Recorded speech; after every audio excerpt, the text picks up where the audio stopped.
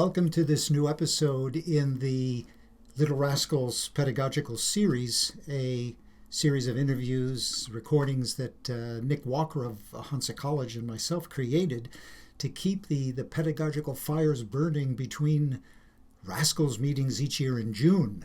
So today I have the pleasure of interviewing Carolyn Deveau of Cégep de Saint-Hyacinthe on adapting to online teaching, the new reality in our teaching these days while we cope with the virus. So Carolyn was going to tell us a little bit about how she has been preparing for online teaching by doing things like reorganizing her files, by collecting resources. She'll share some of the resources. She'll talk about the new urge to share with colleagues, also her use of Zoom, the go-to tool for communication that everyone seems to be using, and also her imaginative, ingenious use of Screencast-O-Matic, the free application, to give corrective feedback to students on their writing work.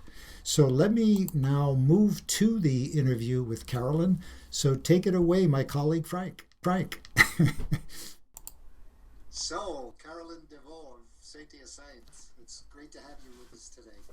Hi there. I'm fine, and you? Excellent. I'm doing really well, and I'm excited about talking with you. You seem like such a dynamic and dedicated teacher. So tell us a little bit share with us your experience in teaching online now. Okay, so since the COVID-19 forced us to teach online, I had plans already to have classes online when I heard that we were closing. We had to wait for 3 weeks here in Saint-Hyacinthe to start for real, to have the go from everybody. But I had my calendar, the semester calendar ready anyway. So I had planned it, and we were just starting. We were supposed to have our midterm speaking exams, so we did it by Zoom. I had different meetings already set up on Zoom, a schedule organized with everybody with their code and everything. And then the week after that, we had to add some password, right? Because I don't know if some people had problems with Zoom, but some of them were Zoom bombed by people who came in. That happened to me last week, by the way, Really? and it wasn't a real bombing. It was just like a student coming out of nowhere who got the password, don't know how. But, and finally I was so innocent and I thought it was one of my students. He looked like him, and I just went on my class as normal, and he just thought I wasn't catching on, so he just left. But now, Anyway. yeah, Zoom has corrected that, and you can actually, discharge people, erase people. Yeah, Good. yeah. But then I thought it was one of my kids, and I didn't recognize him very well. Anyway, so yeah, I've been. What I've done at the beginning of this COVID problem was first reorganizing my files, because by the time we went on and taught online, I had to, I just cleaned up a little bit. That was good. Then I read a lot of resources, whether articles or sometimes from other people, ideas from people, and some of these resources I can share. That'd be great. Right here. One I really liked was this thing from the conversation. It showed me how to dissect my class, as in what do we do actually. We share knowledge, we answer student questions, we apply knowledge and skills, and then we evaluate. So it just simplified my life. And then here, the resource guide for transitioning your class online, and other articles that came from HPC and ProfWeb and all these things. I had lots of training. I picked up some trainings online as much as I could, and then just to give me ideas. But we were already doing a research project with Philippe Gagné and Fanny, so we were already online a little bit with our classes. Excellent. So that kind of helped. Another thing that I found really helpful was talking with colleagues inside my Cégep, and because we don't meet in the hallways anymore, we can't share from office to office. But also people from other Cégeps. Since a couple of rascals ago, we made a level committee for 100, I don't know if they exist for 101 or 102 or 103, but for 100, we're a small group of teachers who talk together, sometimes online, when we have questions, and then somebody contacted me, and then I contacted someone else, and then, yeah, we put our heads together and share, exchange resources. So the virus has actually prodded you to even do this more. Yeah, yeah, absolutely. I mean, I was on a project for a class active, and then I asked photos of language labs from other teachers in the CEGEP, in the network, and I got nice responses, lots of information. But then yeah, having a Quebec network is good. And I'm not on Facebook, so I don't go on ESL Quebec or anything like this, but I have another kind of network, and I like to talk, email, exchange emails once in a while. Excellent. So that's it. Reorganizing my files, picking up some trainings. There's one offered by University de Sherbrooke. It's called SPOC, and people are online talking about how to do teaching online. I mean, I haven't done much work, but it gives me a bit of background on this distance teaching. And the challenges overcome, because that's one of the topics we wanted to talk about, is that, okay, I've learned to master Zoom a little bit better, to tell the students to look at participants down the screen, and then they can see who's there and raise their hand. And now they've learned to chat also. I mean, we know how to use the screen a bit better. Are students participating well, percentage in terms of percentages? I had people that were not really hot on technology to start with. I'm teaching 100 level. I have two groups. Okay, so this puts things in context. I have a bit of more free time than other teachers to adapt stuff, and I would say 2/3 of my students are showing up. Okay. Last week, well, this week, I had people coming in. They listened to the beginning and then they left. So what I do anyway is I have two groups. I record the morning group and then I edit it a little bit and I put it on YouTube, Nice. not private, but unlisted videos. Yeah, and since you have to keep it under 20 minutes, I kept it for 15 minutes so they can watch the main points I touched on when I was having the online class. I wait until I'm done. Well, I have to physically, but I waited for my second group also to show up before I put on the video. But it took forever to edit it. I mean, just because of the technology and because of not the technology, but the lines. The lines are saturated. I don't know if you've noticed, but the internet bandwidth is just like busy. I've been using Screencast to do corrections online. Screencast-O-Matic. Screencast-O-Matic, that's right. So because I can't have my midterm writings written on paper like I usually do, and I can't correct them on paper like I do with the telephone and film my video correction, I decided to video correct straight on the screen with Screencast-O-Matic. And it takes me about 5 minutes. I just like pre-correct everything. Then I show the document with my correction grid, and I comment on all the mistakes. And I don't give the correction, I just highlight the mistakes. Then I explain. Huh? Example, Carolyn? Yes, I do. Let me share this right here. And, oh, I think I didn't share the sound. How am I doing that? Stop sharing and coming back. See, I'm still working at this. Still learning. Oh, absolutely. You can have this. This is your text introduction. Today I will present you. If it's the introduction, I don't need that. Okay, and then you could just say something like more punchy, like "My father is my hero," or. Okay, so you get the point.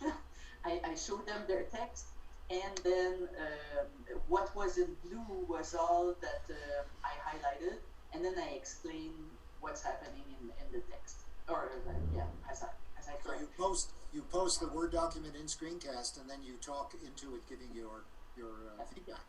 And you know, like I've been told before, I did that before in video correction, and it's boys who give me feedback.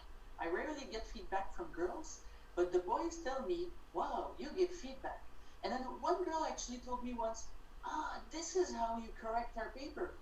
Yeah, because what they don't see the process that goes into correcting a paper. They just see a number. Oftentimes, all they want to see is a number, and then they realize that no, these numbers don't come from the sky, and then there's a logic behind what you get there and why details are important. So this, to me, I find it's a great corrective feedback. Corrective feedback, but it is time consuming though. Well, I keep it at 5 minutes because more than 5 minutes anyway is too many megs to transfer on Mio. I send them an individual Mio with their correction, and I take a moment to write just like, well, here's your midterm video correction. Hope you have a nice day. See you next class online in Zoom or whatever. Not very long because it takes too long. Excellent initiative.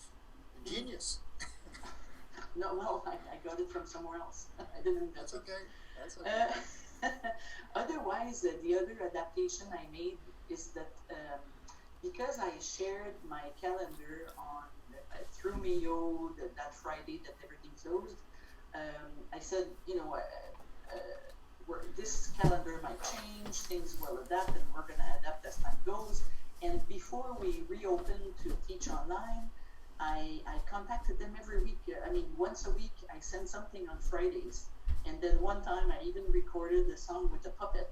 And I had a puppet singing with me, and then I put that on video on YouTube, I mean. And then I got a few feedback, like there was like, oh yeah, you sing. But I hear Netflix is looking for good actors and actresses. well, I've always dreamed of working for what's it called, the puppet show, the Muppet Show. Yeah.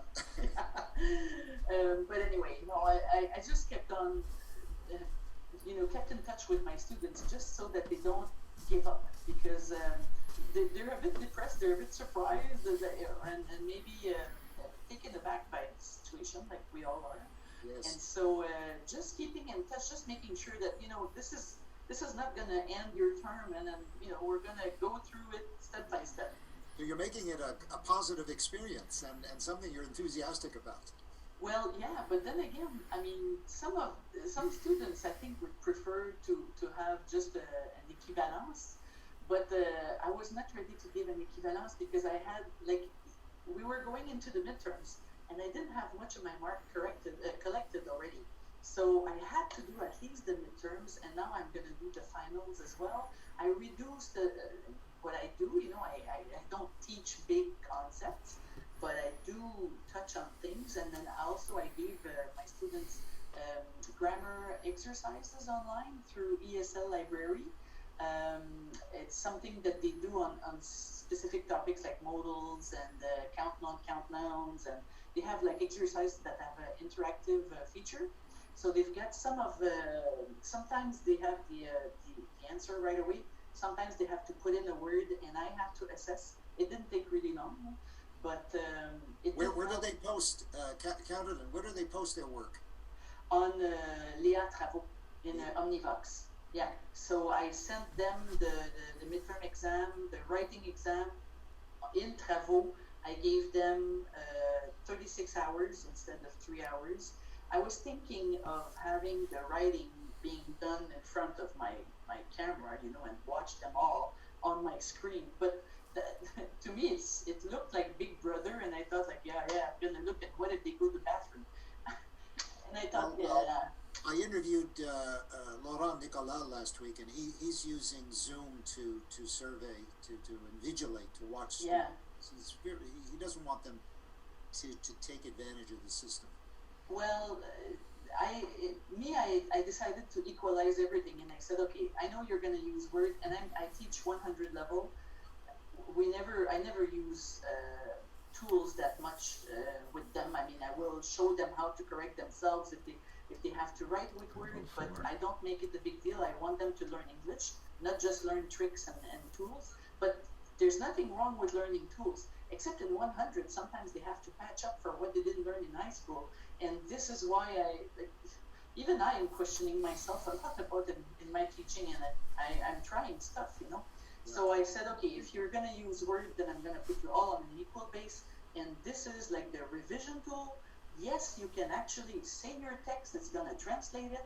Are you going to learn English? And then I make them question themselves. And even if they use the tool, they still make mistakes. Exactly. I find that they still make mistakes. They don't read the instructions and they don't follow the instructions. That's right. And so, like, this time I said, okay, I'm not going to correct your grammar as much because obviously it's going to correct by itself pretty much. But I'm going to ask you to identify sentences that have a past tense negative sentence, or well, not past tense, but present simple, or present progressive in the negative.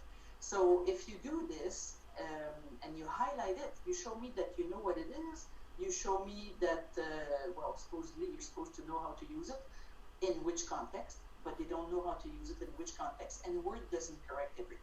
So I said, and then I taught them also how to use their phone to translate, because I had funny mistakes on translating stuff, finding adjectives. Like I've asked them to find they had to answer a question, finding the adjective boring, and then they voiced en dormant, and the return they got was en dormant, while sleeping.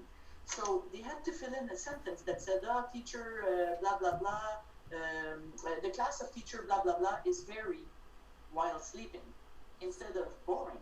And so, and then I said, okay, if you have tools, at least you have to know how to use them. Exactly. So we practiced online, and I showed them on the screen, and, so there's a lot of other teaching we can do, even if it's not the same as what we usually do. And the thing is, you have to be adaptable and adapt really fast to what's happening in your face right now. Yeah, no, it looks like you're jumping on the occasion. You're doing genius work, and you're adapting to the situation. And the students, I think, are enjoying it on the whole. I hope so. They will remember it. I'm sure. They will indeed. So, any final words, Caroline? Well, just they're talking. People are talking, or journalists are talking about how this is going to change our life and blah, blah, blah. I don't know that it will change all our lives, like this COVID thing. I don't think we're going to put everything back into perspective necessarily. But there are things that are going to come through, and then I'm going to record my grammar lessons online and maybe change a little bit my teaching in the next semesters. Using more technology to do maybe flipped classroom a little bit more, or at least blended learning.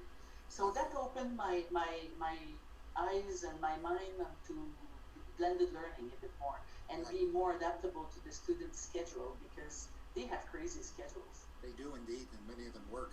Anyway, Caroline, fantastic. I enjoy talking with you, and I'm sure teachers will benefit from your sharing. I hope so. Hang in there. Yes, keep well. Thank you. Bye. Have a great day. Bye-bye.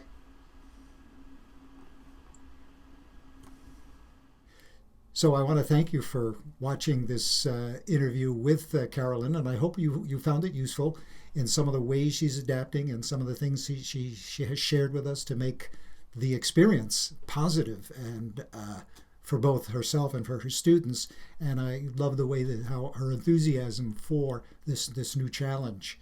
So if you have an experience or activities to share about your online teaching, please contact me, Frank, at frankbunkowski.com, and we'll get you talking to teachers. So thanks for watching. Bye now.